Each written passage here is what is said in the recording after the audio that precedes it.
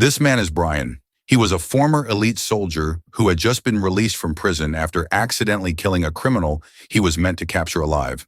Upon returning home, he was immediately faced with trouble because his older brother, who had not contacted him in 2 years, had gone missing. Worried, Brian decided to head to his brother's workplace, a location he found online, which turned out to be a secluded place deep in the jungle. While still traveling, Brian was recognized by a woman named Jane, who turned out to be the daughter of a scientist who happened to be a colleague of Brian's missing brother. However, Brian seemed completely oblivious to her and just continued his journey. Later, while Brian was eating, he was startled by a bag thrown during a fight between a man and a woman, which caused his food to spill. At that moment, when he picked up the bag, he immediately noticed a drug that bore the same logo as one in his brother's photograph. To get more information about it, he decided to step in to help the woman and beat the man. 我知道错了。老板，结账。 After neutralizing the man, Brian followed the woman, whose name was Leslie, hoping for information about his brother's workplace, to her home. Upon arriving there, he was warmly welcomed by Leslie and her younger brother for having just helped her. It was then revealed that the drug he picked up was for her brother, who had suffered from a genetic disease since birth. There, Brian asked where the drug was manufactured. Unfortunately, Leslie did not know the specific production location. The only thing she knew was that the place was very far into the jungle, and she advised Brian to seek more information from other people. After receiving that information, Brian decided to continue his investigation. But just a few steps away from Leslie's house, he ran into 3 men who stopped him, demanding to know what he was doing at Leslie's house. The man seemed irritated, knowing that Brian was at her home earlier. That conversation soon turned into a full-blown fight, but as a former elite soldier, Brian easily subdued them all.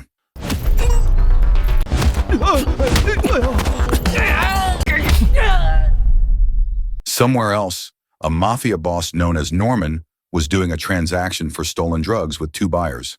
The drug in question was not an illicit substance, but rather a medication for an unknown deadly virus, which could kill someone upon infection. Just as the money was handed over, a sudden ambush began. It turned out that the 2 buyers were part of the organization whose medicine Norman had stolen. They had come to reclaim the organization's property, but knowing the mafia boss's cunning nature, they had no choice but to take it back by force, and they fortunately managed to escape in their car.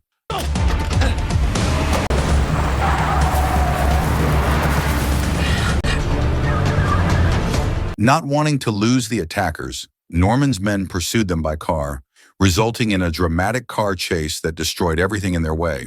They exchanged gunfire until the buyers brought in the big gun and ended the henchman's car by exploding it. Knowing that his men had died during the chase made Norman furious with the buyers. On the other hand, the buyer's car plunged into a ravine and killed one of them. The surviving buyers then walked aimlessly into the jungle as night fell. The dark made him unable to find a way out of there, and in the middle of his journey, he stumbled upon a startling discovery as he was attacked by something, or rather someone. Back with Brian, he had somehow earned the respect of the men he had beaten earlier, mostly because they were afraid of being beaten up again. At that moment, Brian asked the leader if he recognized his brother from the photo he showed. The man, whose name was Matt, claimed that he didn't know the man in the photo, but he promised to help find him. The next morning, Jane came to the outpost where Brian was staying. She was seen preparing to transport the raw materials for the medication to the laboratory, the very place Brian had been searching for. Fortunately, Brian was asked to join the group escorting these materials. However, Boss Lau had found out about the car heading to the laboratory, and he had ordered his men to set up various traps along the intended route. Brian's car eventually hit one of the traps and was ambushed by Boss Lau's men. Given their numbers, Norman's henchmen had the upper hand from the start. On the other hand, Brian and Jane had to escape to save themselves. But because Norman's men were scattered in every direction, they eventually located and captured Jane. The capture was seen by Brian, who was secretly watching them from a distance. He managed to shoot Norman, who was completely unaware of his presence. This was the moment his skills as a former elite soldier were shown. Brian successfully rescued Jane after confronting Norman's men single-handedly. Fortunately, Jane soon woke up from her faint, and she was incredibly grateful for Brian's sincerity in saving her, especially for protecting the drug ingredients that had to be delivered to the lab. Given the opportunity to talk to Jane, Brian asked her if she knew his brother, who also worked at the lab. However, for some reason, Jane chose not to give the information and instead said that Brian would find out for himself when they got to the lab. Upon arrival at the lab, Jane explained that the laboratory was built underground to prevent any potential leaks. After that, inside the lab, Brian met Jane's father, a scientist named Dr. Hank, and his colleague, Steve. It was at that moment that everything finally came clear. His brother had actually died 2 years prior after being infected with the unknown virus while conducting research. Dr. Hank said that he highly praised his brother, who, even as he was dying, continued to write reports on every change he felt, all for the scientists who would continue the research. Upon hearing this, Brian was devastated, especially when Dr. Hank handed him his brother's diary from his final days. Brian was suddenly reminded of the past, exactly the last time he had spoken with his brother, when he had scolded him over the phone for not coming home. Right after that call, Brian had a fight to save a woman from a criminal and unfortunately killed the man unintentionally, leading to his imprisonment. Unbeknownst to him, that call before the fight was the final conversation he would ever have with his brother.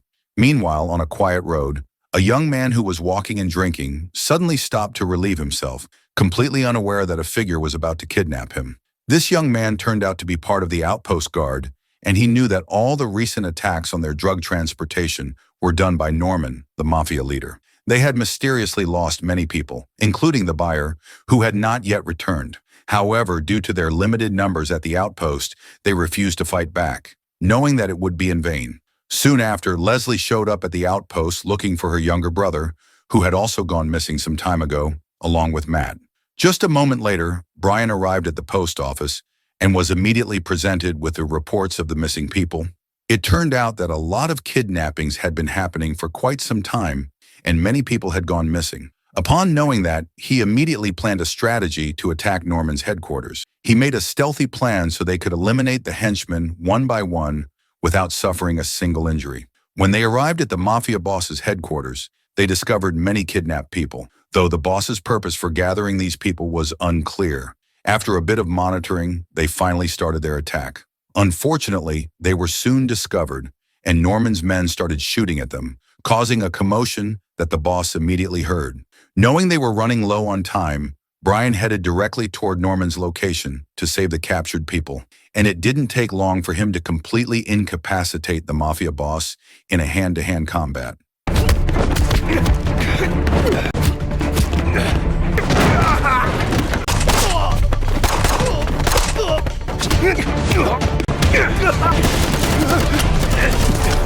After cornering the boss, Brian asked him about his reason for collecting these people and the whereabouts of the other missing victims. Norman instead suggested that Brian should ask the laboratory personnel directly. Jane, who apparently knew nothing about the kidnappings, accidentally overheard Brian's conversation with the boss, and she promised to find out the truth right away. Long story short, Jane arrived at the lab, intending to find her father, Dr. Hank. On the other hand, Brian secretly entered through the underground passage. Jane, unable to locate Dr. Hank in his office, decided to proceed to a secret room she had always considered dangerous, thinking her father must be there. Inside that room, she discovered several people tied up, unknown whether they were alive or dead. Upon seeing that, she could not believe that her own father was the perpetrator of all the kidnapping. After all, she had always viewed her father as a hero dedicated to saving everyone. Soon after, Brian was startled when a syringe was stuck into his neck, followed by the appearance of several guards who attacked him on the spot. Whether it was the effect of the injection or not, he felt his body become weak, allowing the guards to easily inject another liquid into him. Unbeknownst to them, this whole action was secretly witnessed by Jane. When Jane finally found her father, Dr. Hank, she immediately demanded to know why he was doing all this. At that moment, Dr. Hank finally revealed that he had been hiding a massive truth from her. He explained that it all began with the arrival of a secret science organization at the lab, which immediately injected Brian's brother with the unknown virus as a test subject. For years, he kept silent, focusing on creating an antidote armed only with the reports Brian's brother wrote before he died. It was unclear who was behind the organization, but the virus was clearly created to wipe out human civilization, with scientists being the initial target. After explaining all that, Dr. Hank then handed Jane all the research data, along with the successful antidote to save Brian. Meanwhile, he would hold off the guards to buy her time to do her task. On the other hand, Brian finally woke up from his unconscious state, only to witness a man being injected with a substance by one of the guards. Seconds after the injection, the man immediately dropped dead, leaving Brian utterly confused about the motive behind their actions. Back to Jane. On her way to rescue Brian, she ran into Steve, who was disguised in a uniform similar to the guards. He then helped her fool the other guards and enter the area where Brian was being held. Once Jane reached Brian, Brian insisted that she stay away from him, believing that he was already infected by the virus. However, she quickly told him that she had the antidote.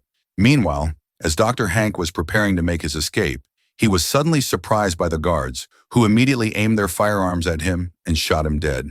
Hearing the sound of gunfire, Jane immediately worried about her father, fearing the shots were directed at him. But despite her worry, her priority remained on saving Brian, as the guards were now hunting them both. Upon reaching a safe location, Jane handed Brian the data on the virus and the antidote, which she was certain could cure him. She then insisted on returning to the laboratory to check on her father's condition. Brian, disagreeing with her decision, tried to stop her, but she made him unconscious before leaving. Before Jane could even reach the laboratory, she was captured by the guards and taken to a room where Steve was waiting for her. There, Steve immediately questioned her about the whereabouts of the virus documents, and the shocking truth was finally revealed. It turned out that Steve was the mastermind behind everything, including the death of Brian's brother, and he did all that to seize control of the laboratory. On the other hand, Brian regained consciousness to find himself in a room after being rescued by Leslie and Matt. There, Brian explained that the laboratory was conducting research on virus mutation, using humans as test subjects. Unfortunately, during his time at the lab, he couldn't find Leslie's missing younger brother. He said that before it was too late, they had to quickly locate all the missing people and stop the scientists before the mutated virus spread across the entire town. Long story short, Brian and the outpost guards infiltrated the laboratory to rescue the missing people and Jane. With meticulous preparation, they successfully entered the lab, eliminated several guards, and managed to find the room where the hostages were being held. Brian immediately started picking the lock to free the hostages. However, since he couldn't find Jane among the hostages, he asked Matt to get out of the facility immediately with the hostages, while he would go on his own to find and rescue Jane, wherever she was being held. After finally locating Jane, Brian first had to survive a brutal attack from an enemy guard. He was initially overwhelmed by the vicious assault. However, driven by the need to save his newfound love, he fought back with all his might, enduring every blow until he finally subdued the guard.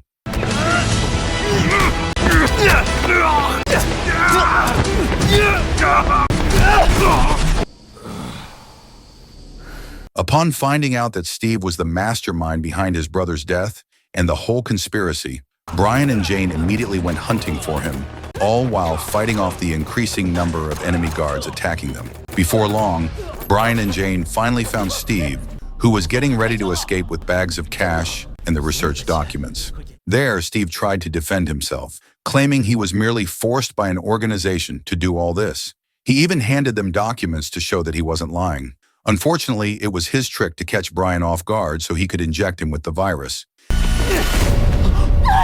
However, Jane saw that attack coming and used her body to defend Brian, causing her to be injected with the virus. Seeing what had happened, completely consumed by anger, Brian immediately attacked him and beat him to a pulp. Meanwhile, Jane realized that she had been exposed to the virus, so she chose to leave and lock herself in her father's room to prevent transmitting the virus to anyone else.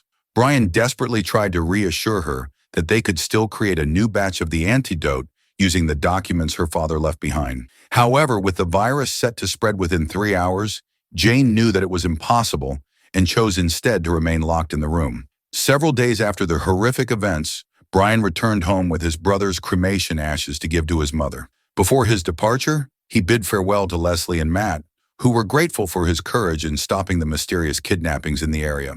They hoped that Brian might visit them again someday.